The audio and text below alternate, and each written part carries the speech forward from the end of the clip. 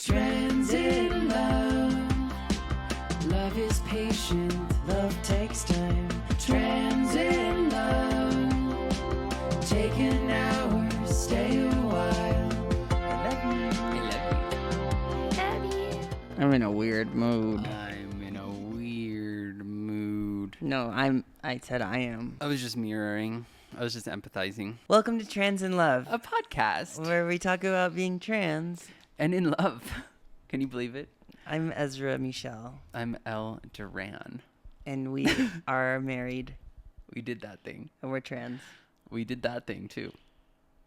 We did it. We chose it.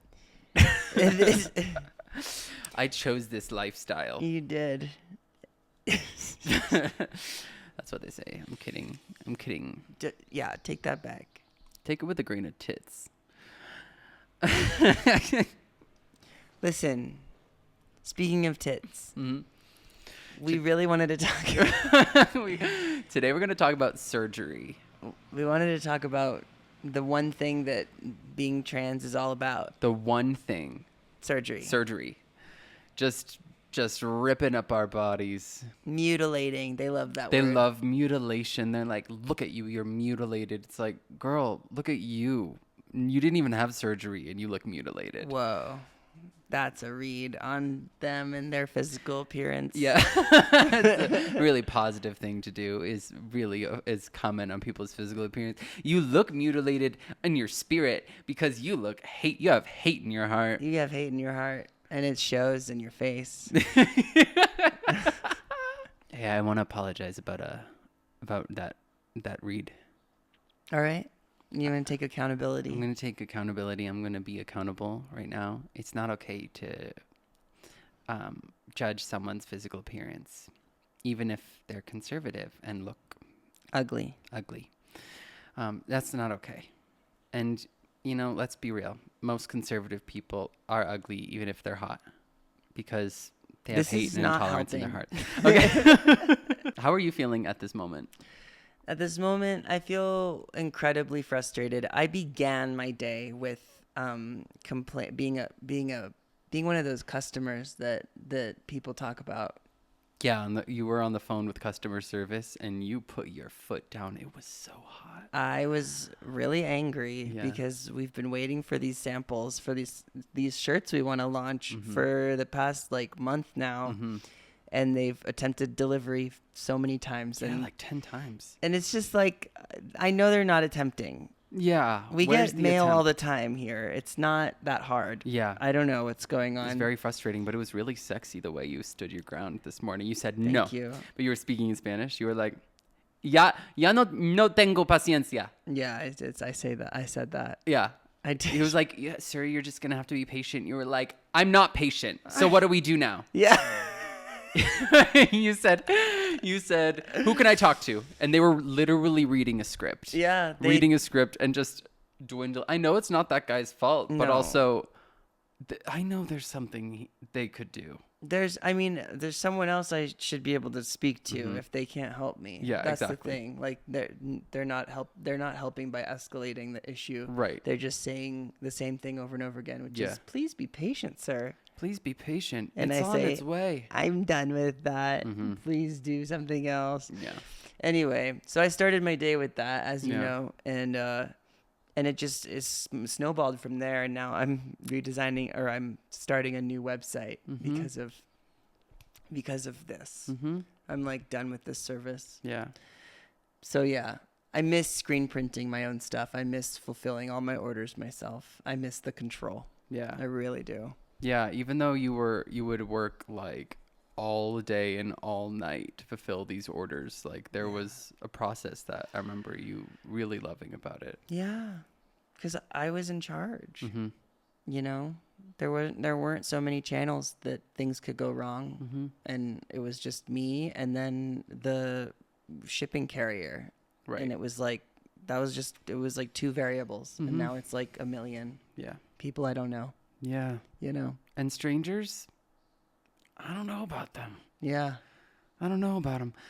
People I don't know, I don't know. Yeah, you don't know. You know? Yeah, And exactly. That's the whole problem. That's the whole problem with strangers is I don't know them. Yeah. How am I supposed to trust a stranger with your business Yeah. when you don't know them? Right. It's in the word strange. It's strange. Yeah. It's like when you're driving and then there's a car that's like poking out trying to see if they can, turn right. Mm-hmm. And they have to get kind of close to the street to see, but I don't trust them. you don't trust them. You're How like, am I whoa, supposed to whoa, trust whoa, you? whoa. I'm like, whoa. You better stop. Yeah. Stop. Hop up. Yeah. In high Every school, time. we used to joke about that. The hop up, that feeling Yes. of a hop up. Yeah. Or you're like, hop up. Yeah. Stop it. Don't hit me. Don't murder. Yeah, What a that's crazy reaction right? to almost being murdered. Hop up. Hop up. Well, actually, it came from when we were in high school. We were in the car, and my friend was driving, and he was like peeking out, trying to take a left turn, and a biker was going by, and then the biker, as the car was going up, went hop up, and so it's Yeah, that's funny. and thus a religion was born. Yeah. You and your high school friends have jokes that we have jokes that remain. live in me. Yeah. Yeah. Do you feel that way at all? About my high school friends? Yeah. No. Are there any jokes in high school that like stick with you? No. None. What would you say is like the earliest inside joke that sticks with you? Oh, well, I guess me and Lulu had Whitney and Brittany. They were alter egos. We had a whole thing. We made videos that didn't get posted anywhere. They weren't meant to be posted anywhere. They were just for us. Who were these girls? They were like blonde. like Whitney. Yeah. And Brittany. And Whitney and Brittany, and we were dating Chad, Brad, Brett, and Brad. And Brett and what is it? Chad, Brad, Brett, and Brad. Chad, Brad, Brett, and Brad. There's two Brads. And then Whitney and Brittany. Chad, Brad, Brett and Chet. Yeah. And Whitney and Brittany. So you were a poly. These girls were No, poly. we would like cycle through them. Okay. And we'd be like, I thought you were dating Chad. And I was like, I'm not. I'm dating Chad this week. I'm dating Chet dating this Brad. week. And then, no, I was talking to Chet. I love these characters. I mean, these characters live in us. Yeah. Yeah, but I didn't really have a friend group that was like very comedy focused. They were mostly stoners who they all thought they were funny. Right. I was You're like, oh, dude, look at this leaf. yeah, pretty much. Yeah. Pretty much that. But you had like comedy friends. They were all funny. Yeah, we you were all theater really kids. funny. Yeah, there's still jokes that make me laugh today. What's another one? Well, you know what's coming to mind? Is the first time I got high. Okay. Okay, I thought that it was in high school. Sure. I thought that I saw a bear in the trees. And I remember being like, oh my God, is that a bear? Like, I really wanted to be feeling something. Like, but I felt different, but I wasn't hallucinating in the way that, like, they say you were gonna. They said that? I mean, About in Dare. marijuana? Did you have Dare? Yeah. Drugs and Dare to keep kids off drugs. Dare to respect elders. What is it? Dare to research ecstasy. Dare to, what is it? Well, I don't. Drug and roads. No, I don't know what Dare stands for. Leave it in the comments. But did you have that? Mm-hmm. Oh, yeah. Well, a police officer came to the house. Mm-hmm. To the house? To the house being in the school. To the school. And like basically went through all the drugs and explained how horrible they were. Wow. And then like we had to write an essay about how we weren't going to do drugs, and whoever wrote the best essay would win a teddy bear that had a Dare shirt on it. Wow. I didn't win. That's good motivation. I'm though. so upset I didn't win. I would want that teddy bear. Yeah. What about the first time you got high? The first time I got high was in a 7-Up can pipe. Wow. That I made, even though it was my first time. And I was like, oh, I think I can understand the concept. The guy with like the guy with the weed was trying to do it, and then I was like, let me do it. Yeah. And then I took it away from him, and then I was like a professional. Yeah. From the start. I just knew what to do. I was so excited. My sister was there. She was facilitating it. Wow. And I got high right away. I was, like some people say they don't get high the first time. Yeah. But I really did.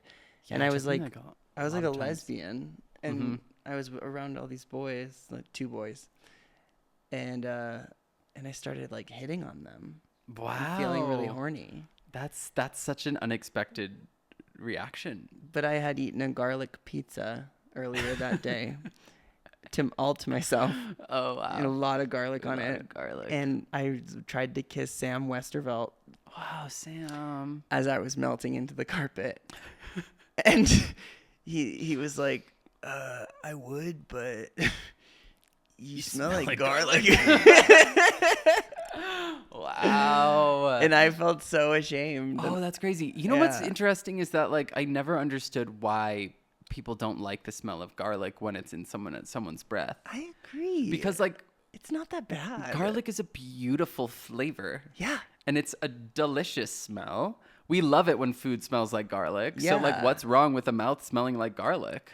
I don't get it, honestly. Yeah. I've tasted garlic on your breath. Really? Sure. It feels like one of those things where it's like we all decided we hated the word moist. Mm, It's like culturally we just decided Sheep. that we hate we're just a bunch of sheeple. sheep. And then it's like culturally we decided that we're going to hate garlic breath. yeah. Like there are people who won't eat garlic because they don't want their breath to smell. Yeah. Yeah. I know. I don't get them. I like recently though have had like fear that I have smelly breath. Recently? Yeah. In our marriage? Yeah, recently. Like recently the last like month or 2. Whoa. Do I? Sometimes. We all do, though, I feel like, don't I? Yeah. Yeah. Yeah, but like during the day in a time when I shouldn't have smelly breath. I haven't noticed Okay. that. Okay, that's cool. I That's just good. noticed, like, morning breath. Yeah. Yeah. Well, that's human. That's normal. What smell? You smell that? Maybe the dog farted. Dog farted. It wasn't me. Yeah, it wasn't me either. This is pretty bad. Wow, this is a 4D experience. Yeah, Winnie. It was Winnie. How are you doing? I'm doing How are you doing, my love? I'm doing good. I'm like anxious and jittery today a little bit because I submitted my deposit for FFS, which means that I am in this. There's no going back. There's no we're doing this. You're committed to the bone shave. Yeah, and it's happening soon. Yeah. So soon, Yeah. October. Yeah, for a podcast exclusive that no one's ever heard, October 6th is the date that we're looking at. And it's so crazy. I know. Which means I have to pay this in full on September 6th. So that's soon. That's so soon. Yeah, that's like in a week. We're gonna be in Mexico City. Yeah, for a wedding. And I'm feeling just anxious about it. I mean, also really excited.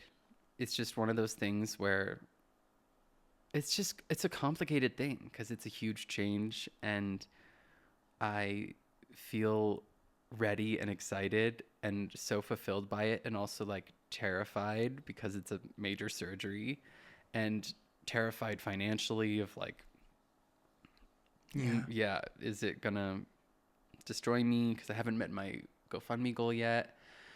And it's also vulnerable asking for money on the internet, and I feel some shame even though my mind is combating that shame, like the shame's still happening. Yeah.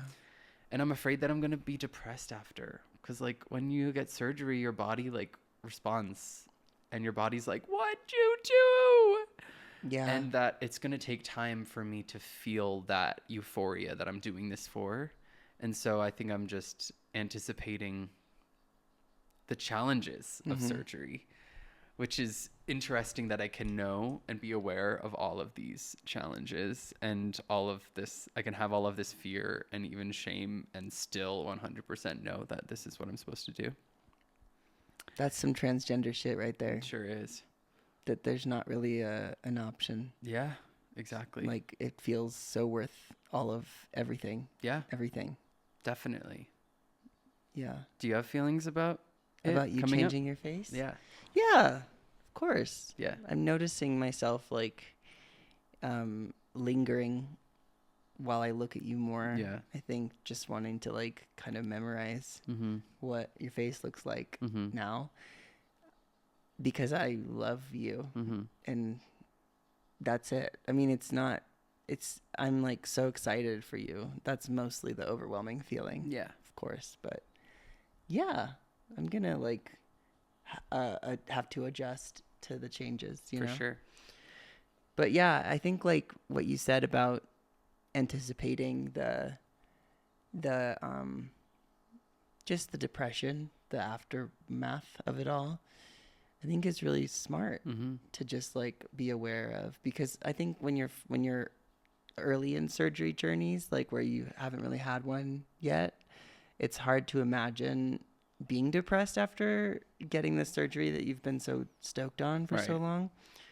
But I think going into it, knowing that is going to happen, just being like expecting it is really smart. Yeah, I think. absolutely. Yeah, because my first surgery like took me out. Mm-hmm. Like that really affected me. Your hairline. Yeah. Let's talk about that. Yeah. Talk about it. What'd you get done? I got hairline surgery. So I got a new hairline. What's the process of what Yeah. like, how do they do it? Yeah, that I'll just take you through the day. Mm-hmm. So we got there at like 6 a.m. 3 doctors came in, and then they started to draw a hairline on me of what it might be. And tell them what these men wanted to do to me. They were really hell-bent on giving you a widow's peak. A sharp widow's peak. A sharp heart-shaped face. Giant heart-shaped face. And here's the thing. I didn't want that. Every time, like, I was like, I think this is a little too extreme. They would, like, erase the marker off of my face. Erase the triangle Yeah. that they drew. And then they would draw it again, and it was still really intense. Yeah. And thank God Ezra was there, because he was like, honey, no. Yeah. I was really blunt about Yeah. it. Because I saw your face, too, I was and like, you were not happy. No. And I was like, didn't you want, like, a rounded hairline? Yeah, yeah. Finally, we reached one that I liked, and then you had to leave. Mm-hmm. And then you left me. They wouldn't let him stay, which was so annoying. The surgery starts, they give you a Valium, and they numb the back of your head with a giant needle, and then they flip me over, and then they shave off a piece of my hair, and then Like a rectangle shape. like a long rectangle along the back of my head, and then take that piece of skin off While you're awake. and numb. And okay, Valium, it didn't do much for me. I was fully coherent, Yeah. fully like, okay, I don't feel anything, but they are tugging me. You think Yeah. like when you think of surgery, you think, okay, they're really gentle. No, they are like, I'm like, my head's like swaying back and forth. I'm like, yeah. So they took that piece of skin off and sewed me back up. And then they flipped me over. The doctor takes a tiny little needle, essentially, and they poked 4,000 holes in my skull. 4,000. In your skin. In my scalp. In my scalp. Yeah. On my head, the nurse is counting. And they're like, just sit back and relax. And then they're like, 1, 2, 3, 4, 5, 6, 7, 8, up to 4,000. Counting to 4,000. And when I tell you, the numbing, like I think my body was processing the numbing like a lot quicker than other bodies, because I started to feel it and I was like, ow, like this starts to hurt. This is like hurting. They're like, it shouldn't. I'm like, Great. and I so, agree. and on top of that, like the doctors and nurses were misgendering me. I left at like 9 p.m. You picked me up and I just sobbed. I sobbed. It was so sad. Yeah. And I knew just there was something wrong. I didn't know how bad it had been. Yeah. But like you just fell apart and you couldn't really explain exactly what happened Right. yet. Right. Because you hadn't really processed it. Yeah. And then after that, like, I really started struggling with addiction Yeah. because I, like, was given strong pain meds, and it gave me relief from the emotional trauma of that experience. And I don't think that experience inherently had to be so traumatic, but it was a combination of it, like, of the numbing not working while they were misgendering me and physicalizing that pain of dysphoria that just In the spots that were so like dysphoric for you to Yeah. begin with. Like you were going in there to heal this pain and get relief from this by going through this process that was going to be so intense, Yeah. but not painful. Yeah. Not like you weren't supposed to feel anything. No one's supposed to feel surgery when it's happening. No. And there were moments throughout the surgery where they were like redoing the numbing, and I was just crying because I was in so much pain. I remember being really worried that I was running out of pain meds. And so that's when I started like really having edibles a lot. And I was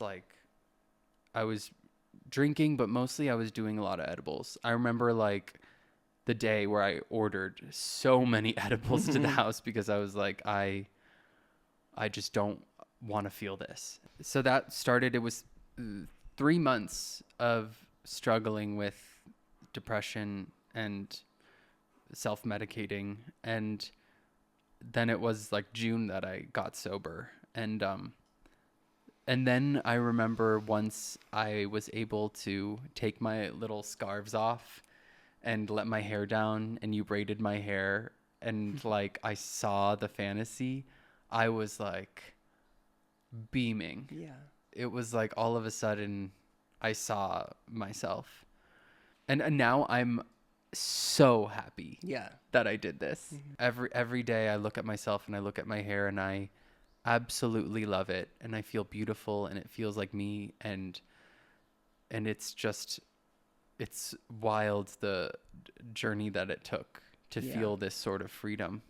Yeah, it's crazy. So I'm like really carrying that with me into this new experience where luckily I'm not going to be awake for it, and I think that's going to be huge. And the place that I'm working with, they specifically deal with trans people. They've been incredibly affirming. They're amazing. I just feel so held and protected by them, and I feel really confident in feeling affirmed in the experience. It's like night and day, I think. And I think you were very intentional about finding somewhere that was definitely not going to give you the same experience. Definitely. Yeah. So, and I know you had a really dramatic experience with your first surgery too. Unfortunately, I did. I had a super traumatizing experience with surgery. Like my top surgery was botched by a surgeon who was like just like marketing himself as this guy who knew how to do top surgery so well, and ended up wanting to minimize the length of my scars. So he ended up doing a method that didn't exist yet, where he was like wanting to connect my nipple and the scar itself. So it ended up being connected where like the nipple was in like, ended up being like in a spot that was not T. It was like on my rib cage, like under my pec muscle, in closer to my armpit than it should be.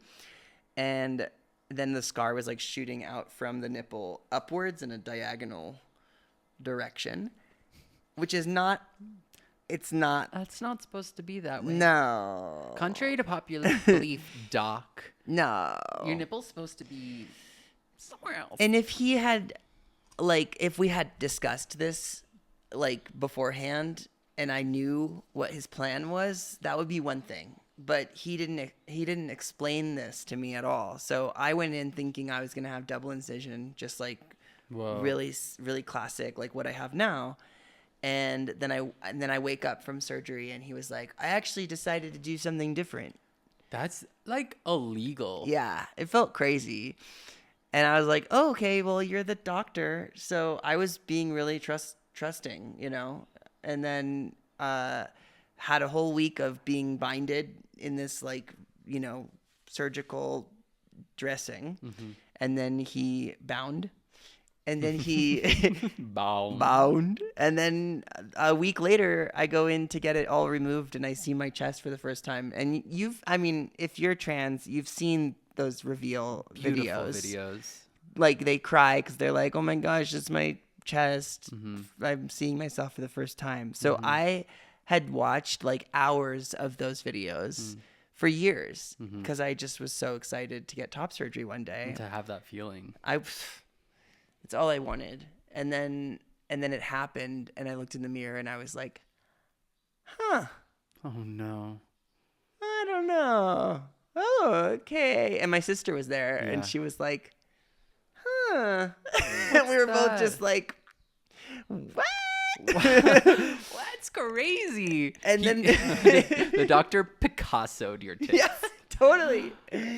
And he was super arrogant and really like macho and was just like, yeah, you know, I just kind of like thought that you would want this because it's a shorter scar this way instead of having it be like a whole long one.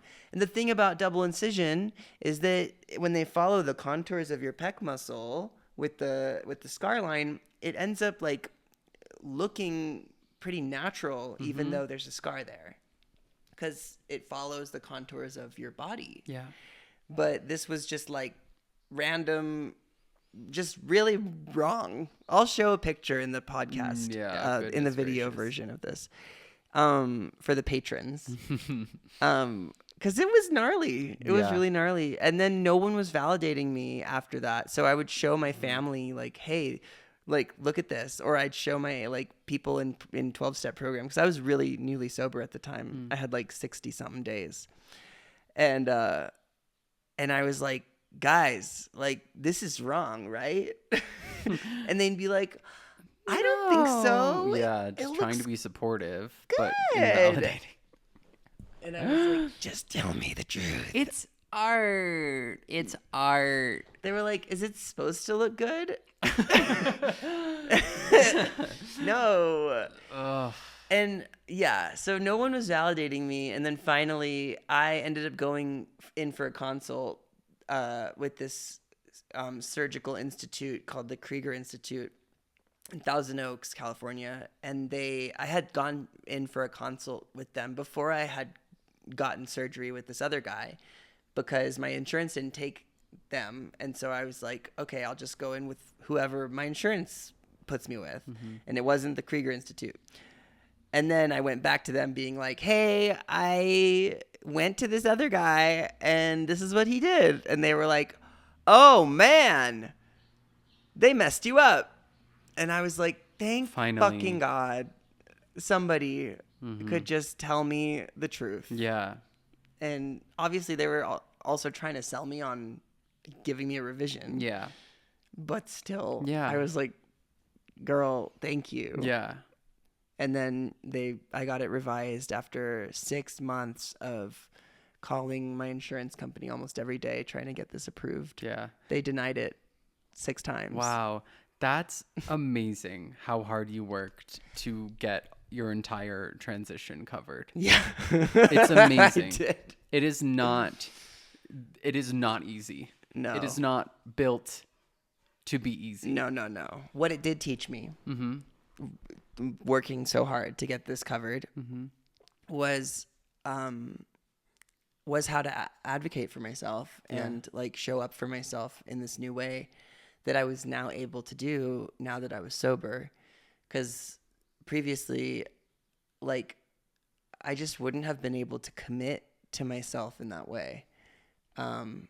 Like, I remember trying to do research to figure out how insurance worked when I was a stoner, active stoner.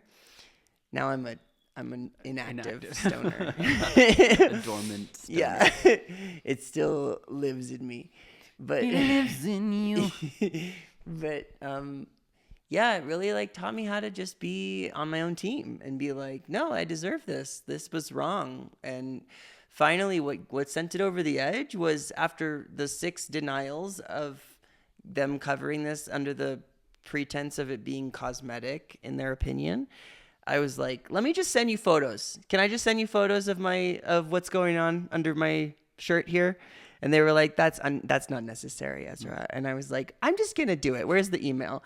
And then I did. And the day that I sent those, they approved it. The same day. Yes. That's amazing. After 6 months. Yeah. I was like, gag. That's amazing. But they were like, oh shit, that's wrong. Okay, yeah. I was trying to like explain it in words. Yeah. Like my nipples are in my armpits. Yeah.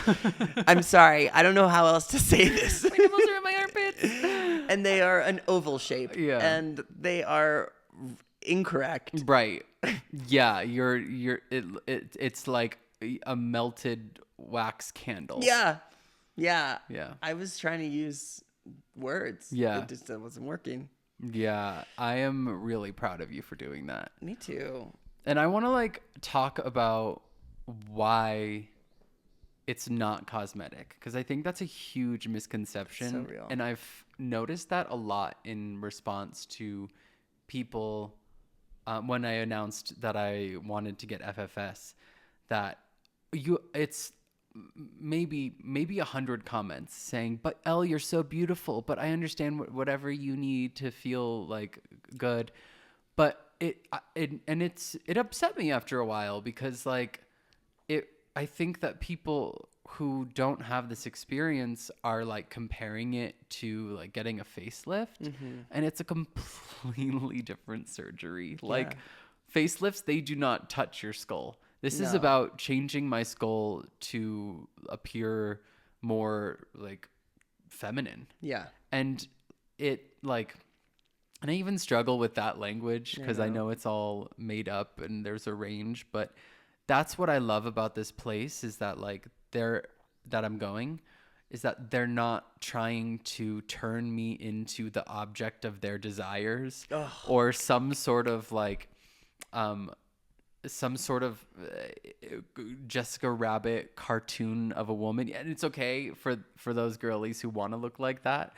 Like, I just want to look just a little like more quote unquote feminine, and that's like the language that we have to explain that. Yeah. But like there's a like range of what a skull looks like for a cis woman, and there are overlaps of like cis men, or like there are overlaps.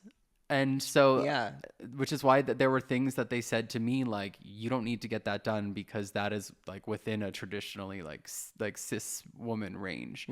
So, like, I think that what I want people to understand about these surgeries is that like, this isn't about beautifying, even though I feel like I am going to feel more beautiful. It's about like,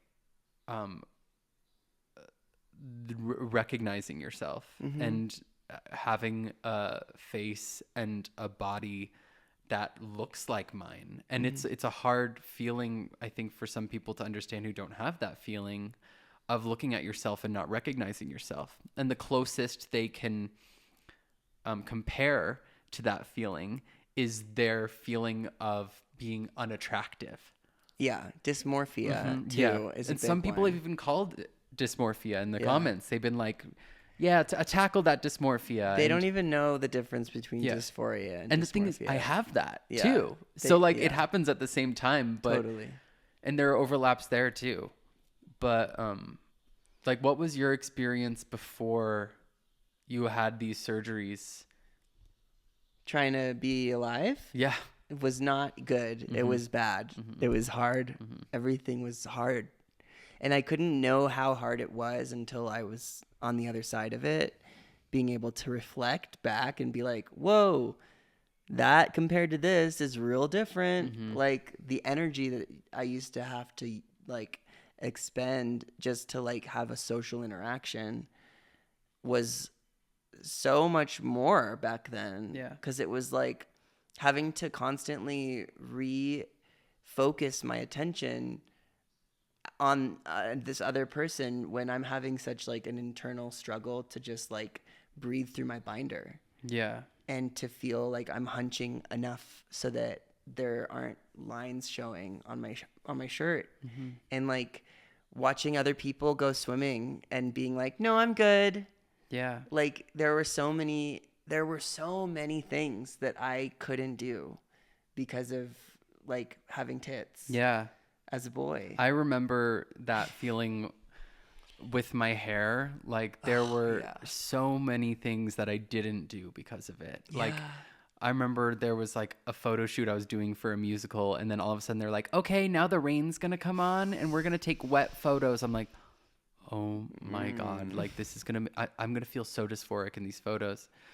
And yeah, I you did. had a whole system going on. Yeah, I sure did. You were so good at hiding your hairline. Yeah. And even now, like I notice the ways that when I'm in public, I use my hair to hide my face. Because it's not that I'm ashamed of it. It's that like, it's mostly when I'm in like the women's restroom. It's like, I'm scared of them looking too close. Yeah. Like I feel like in broad strokes, I like look like a girly depending on what I wear.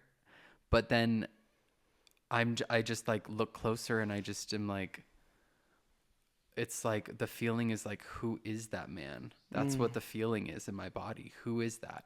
And I just know as I age, that feeling is going to get worse. And I'm just so excited that I get to bring my skull to a baseline where I can age and look like myself. That's so real. That is so real. I'm so excited. It's everything. It's like, I think that's a good word to use, baseline. 'Cause like I could tackle my eating disorder from this body. I could tackle my like substance issues. I could tackle all these other things that like many psychologists and mental health professionals gave me advice to tackle before I even started transitioning. I remember going to a psychiatrist and being like, hi, I hear voices sometimes. I'm like, my mood swings are crazy. I want to kill myself often. And I'm trans and I haven't started hormones yet. I was 18. I was 18. And she was like, well, before you do anything like hormones, I would really prefer that we start you on some medication. I remember being advised to not do anything with trans stuff until I tackled my mental health issues. Yeah, wow. And then I was like, I actually can't listen to your advice, Yes. you mental health professional. Yeah. Because I don't think I'll be alive by then. Like, yes, you know, it's so misguided Eh. because the noise of dysphoria is such an incredible distraction. And that was a huge reason why I also realized I wanted FFS, is because I felt so insecure. It was so hard for me to look at myself. And I thought that it was just because I was insecure. Yeah. And the thing is, like, I am. And also there's this giant thing where, like, I don't know who I'm looking at. Yeah. And that's like, that disconnect is such a distraction from being able to learn how to love myself, because I don't recognize myself. How do I learn to love someone that I'm looking at in the mirror who I don't even know? Yeah. And I'm like, I know who I am. I know who my heart is, and who I'm looking at, like, that's not who that is. And I'm like, finally bringing that incongruence allows me to be a more like a functioning person in society. Yeah. It's going to help me tackle my depression and anxiety, and it's going to help me feel like I deserve to be seen. And also, the unfortunate truth is it's going to help me feel safer out in public. Yeah. Because I am so scared to go into a woman's bathroom, and I'm also just as scared to go into a men's bathroom. Yeah. So it's like, where do I go? Yeah. I don't know where I'm safer. And unfortunately, like, I hate, like, this isn't the core of the reason why I'm getting FFS, but I am so excited to be able to go into a woman's restroom and not fear that someone is going to say, "What are you doing in here?" Yeah. Or- It's huge. Mhm. It's huge. I've watched this fear like manifest in so many ways that like not just in the bathroom, but also in the way that like I know you as the kind of person who likes to connect with people and smile at strangers. And I've known that about you, but I've never been able to really witness you Yeah. in that way because from the second we started dating, you were already like being shown by the world that that wasn't Yeah. welcome anymore Yeah. from you. I think that's probably the most heartbreaking experience of being trans. Yeah. Before coming out as trans, like I was the person who was walking down the street and like smiling at everyone, and I was such a social person, and I loved meeting people. I loved meeting strangers. And then when I came out as trans, I maintained that and was met with like horrifying reactions, like people saying disgusting or like or avoiding eye contact because they feel uncomfortable looking at me.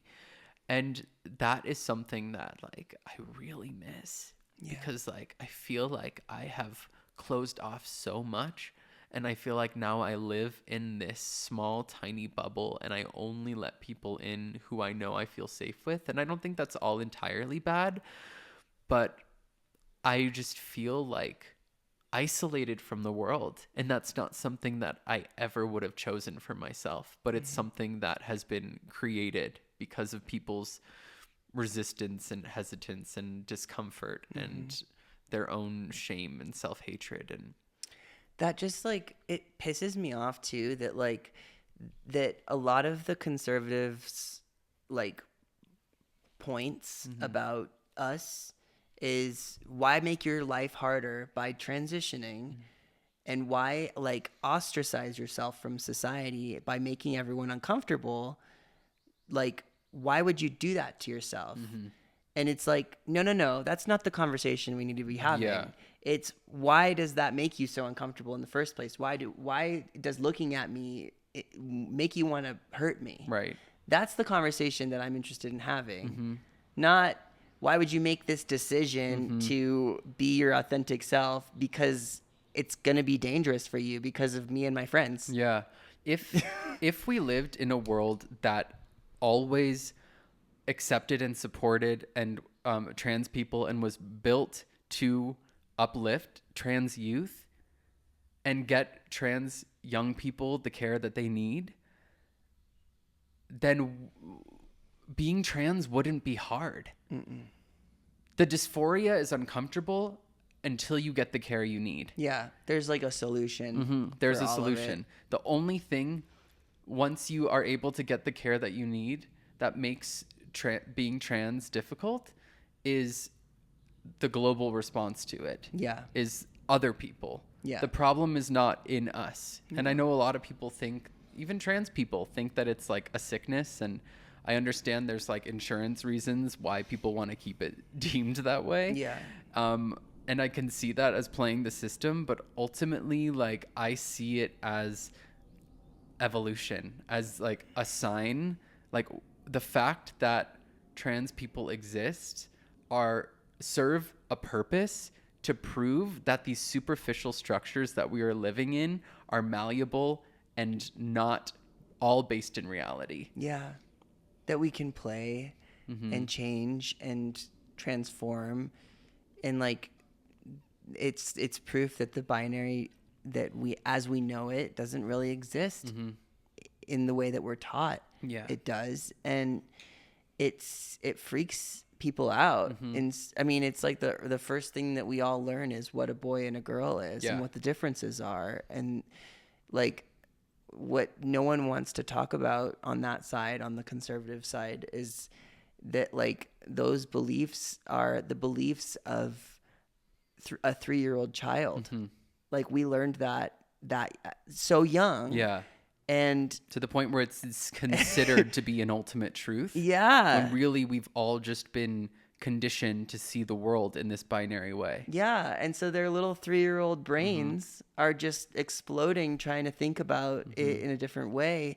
The thing is too is that like trans people have to go through that exact thing too. I had to have my mind blown. Yes. When I learned about trans people, and then when I related to them, it freaked me the fuck out even more. Yeah. Like, it's not like we were just exempt from being raised in the same society that taught us about the binary. Right. And so it's not like I empathize with them. And I also am like, bitch, I went through it. I woke up. Yeah. I woke up so you can too. Yeah. Like, it's not like we're not an like exception. Right. And I just, it's so infuriating to see things clearly and see the ways that the gender binary is so oppressive for everyone. Especially when, like, especially the cis women who are anti-trans, like, who it feels so obvious that, like, they are perpetuating patriarchal narratives. Like, they'll say, like, you can't be a woman because you've never gone through what I've gone through, or you can't have children, or you, like, you don't have a period, or you don't have the parts where that can be possible. And the thing is, I did not have the experience of a cis woman growing up, and I was not treated like a man. I was treated like a failed man because I was trying to squeeze into the behaviors of what a man is supposed to be, and I failed miserably. And I was treated like a woman trying to be a man. I was the same patriarchal narratives that oppress women, cisgender women, like, reached me in the form of completely squashing and attacking and shaming my femininity, seeing my femininity as weak. And so while I didn't have the experience of a cis woman, never claimed to, I had the experience of a trans woman growing up. And that affects us all. So saying that because I didn't suffer in the same way that you did means that, yeah, I didn't. And also I suffered for the same reasons you did. And that's, and if you're saying that I'm not a woman because I didn't share that and I don't share that with you, then one, you're minimizing womanhood to one specific form of suffering. And also, like, you're minimizing womanhood to a capacity, the ability to give birth and be a mother, which is completely the patriarchal narrative that's all women are for. So it's like, but they've transformed it in their head to be this, like, beautiful thing that's, like, expansive and, like, new agey, so that they can justify perpetuating it and staying, like, not questioning it. But it's still the same bullshit when you boil it down. It is.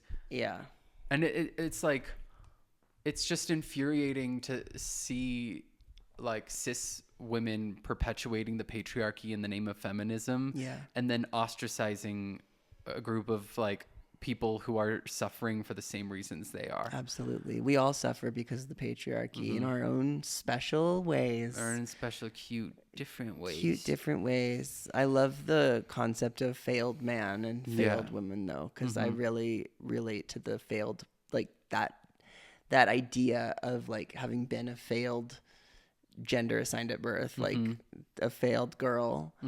Like, there's no way in hell that I could actually fully embody the reality that I was socialized as a girl.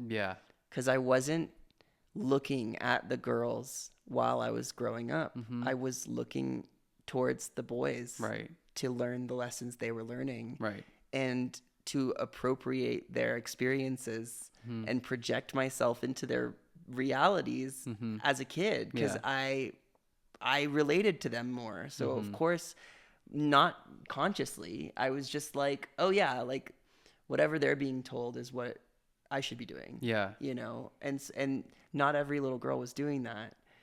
And so, like, it was a trans boy's upbringing. Yes, exactly. I was socialized as a trans boy. Yes, I was socialized as a trans girl. Yeah. And I think that's the thing, is that like I was bullied and abused because I could not be socialized as a man. Right. And I tried and tried and tried, and they tried, and to the point where I started to give a great performance and was so dissociated where I felt absolutely nothing for 10 years of my life, until I came out as trans and started crying again. I started feeling again. I started loving again. And it's not because of the rules that I was given. It's actually, I believe that I'm able to feel and love so deeply because my experience utterly contradicted the rules that I was supposed to follow. Yeah. And now that is the greatest gift in the world. While there is discomfort with dysphoria, the beauty of transforming myself and feeling more freedom and feeling the discomfort on that journey is the most valiant journey I would choose over and over and over again, because there is a sort of knowing yourself and relearning and transformation and like out of the chrysalis that is so profound. Then when you look at yourself one day and then you see how you've changed and that you like what you see, is like, that's a feeling that I think if everyone felt, there'd be no issue. Yeah, absolutely. And get ready. Yeah. Because if you already know that experience, like you already do have moments where you recognize yourself. Yeah. But like, we talked about this recently, like when we were talking about, just the journey to realizing how much you needed FFS to feel comfortable in your skin. And like, the thing about testosterone is that once I started it, 6 months later, my face completely changed. Yeah. I started passing as a cis boy. Maybe I was passing as a cis 12-year-old boy, but I was still being seen as a boy, like through the world, just like pretty much immediately. And you are several years into your transition and you do pass as cis often, in my experience, but there's still that fear and there's still that, like, it's just not the same. Testosterone and estrogen don't do the same things. And like, I feel so passionate that you deserve the experience of being able to look in the mirror and not question or not have to squint or tilt your head or see it in a different light in order to recognize yourself. Yeah. That's an experience that you deserve. Thank you. I agree. I can't even imagine looking in the mirror and not like glazing over my eyes. Yeah. It's available. And it's on the horizon. It's so soon, baby. I know. I'm so excited. I think that there's this joke that happens where we talk about within the trans community, like that surgery is just not, like that we're often minimized to surgery, like in the conversation, like, oh, have you had the surgery, blah blah blah, like, and so we kind of downplay it and are like, this isn't a huge part of our transition, it's not the whole thing, there's more to it. Yeah. But my experience is that, like, it was one of the most powerful things that I could do for my quality of life to improve as a trans person. And so while it's not like everything that I am, obviously, it's still like such an integral part to my medical transition. And I don't think that I'd be able to be this person that I am today had I not had access to the surgeries that I had. Yeah. Like, I got my hysterectomy, and then within a few months, my bottom dysphoria dissipated so much that I was ready to start using the word pussy to describe my pussy. Yeah. And then I started an entire brand about it within 6 months of my hysto. Wow. That's how powerful it was for me. And then it changed my whole life because of that. You know, like, these things give us access to all of the crayons in the box, like RuPaul says. Right. Yeah, I think for me, like the surgery is as powerful as my outward declarations of my truth. So like me first coming out as trans and changing my pronouns and then changing my name like a few years later and then getting surgery, like those are all completely different experiences physically, but spiritually they are all like outward manifestations and declarations of this journey of listening to my voice of intuition. That's so beautiful. It's been really spiritual first, Yeah. my trans experience. And then I've wanted to make sure that my decisions that I make are in alignment with that voice that said, hey, something's different. This isn't feeling good. And then I said, I'm trans. And I said, hey, that feels good. And then it's like, and then I was looking at my face and it was like, quiet voice, sometimes screaming loud voice. Hey, this doesn't feel good.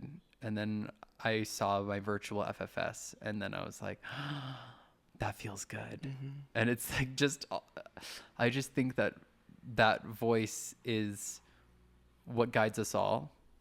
And I think that the folks who are trans naysayers, unfortunately are more caught up in their voice of fear and anger and pain over their fear of intuition. Yeah. Because intuition says... Or their voice of intuition. Or their voice of... Yeah. Yeah. Or their voice of intuition. It makes sense, but it doesn't make sense that my journey of finding comfort makes so many people uncomfortable. Right. When we're really... like, I'm very much staying in my lane. I'm not even trying to, like, make this anyone else's problem. I'm taking responsibility for my discomfort and saying, I'm going to do something about this. And then, like, that's why it's so clear to me that trans people are in the right and these folks who are trying to, like, squash us are not. Yeah. Because we're the ones in our lane trying to take care of ourselves. And they are in our lane also. Yeah. Trying to stop us. Trying to stop us. It's like we are chasing comfort and they are uncomfortable. Yeah. And instead of them being like, oh, I'm going to take responsibility for my discomfort as well, just like this person is doing. And I'll do something about it. I'll go to therapy. I'll journal. Just journal. I'll try to unpack what about this person living their truth and being in, making choices to feel more comfortable in their skin is making me so deeply uncomfortable. Like, just own it, babe. And then they always say to us, like, your triggers are your problems. But then they're being triggered by literally us just existing. And then they want to make it our problem by erasing us. Right. By literally just making us disappear. They're like, that's all. I just want you to, like, literally kill yourself. Is it so wrong? Is that such a bad, like, they're like, your trigger, your problem. Now get out of my face, you bitch. Yeah. Yeah, exactly. That's what they're saying. That's literally what they're saying. Anyway, we're right, they're wrong. We're right, they're wrong. Why isn't that clear to everybody? Let's write a song about that. I'm right. You're wrong. You go around like you're right. But you're wrong. And I'm right. You've got me on my toes. Okay, I want to know what you're in love with. I'm in love with tippy toes. Really? No, okay. No. No, you say what you're in love with first. Okay, cool. What are you in love with, baby? Okay, I'm in love with my mom. Aww. I love my mom. She's been like such a supportive presence in my life, and also recently, like with this FFS journey, it wouldn't be possible without her help, and it's just been amazing the way she's shown up for me. And I feel so grateful to have a mom like that. And I think everyone deserves a mom like that. Everyone deserves an Ellen. Everyone deserves an Ellen. I named myself after my mom. Yeah, you did. Yeah. I'm in love with Shopify.com. Shopify.com. I'm transferring my entire Squarespace website over to Shopify. It's really complicated and I am really overwhelmed trying to do this, but I know it's going to be better in the long run. Mm-hmm. You've seen me do this before with other things I've learned. Yeah. I am a web designer. You are. I design websites. You're like Spider-Man. I'm like Spider-Man. Does he do that? You're a web designer.